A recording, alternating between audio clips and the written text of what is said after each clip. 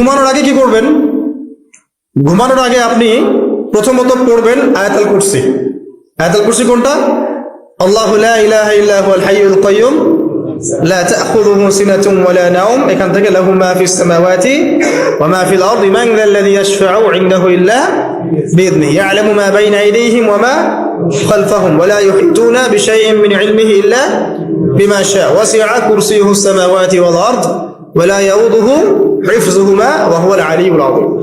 সূরা বাকারার আয়াত নাম্বার 255। সূরা বাকারার আয়াত নাম্বার 255 হচ্ছে আয়াতুল কুরসি। ঘুমানোর আগে আয়াতুল কুরসি পড়বেন বিছানায় গিয়ে। তারপরে সূরা বাকারার শেষের 3টা আয়াত পড়বেন। সূরা বাকারার শেষের 3টা আয়াত, লিল্লাহি মা ফিস সামাওয়াতি ওয়া মা ফিল আরদ, এখান থেকে শুরু করে ফানসুরনা আলাল কওমিল কাফিরিন পর্যন্ত এই শেষের 3টা আয়াত অবশ্যই পড়বেন। ঘুমানোর আগে যে ব্যক্তি আয়াতুল কুরসি পড়বে, আল্লাহর পক্ষ থেকে একজন ফেরেশতা তার কাছে থাকবে।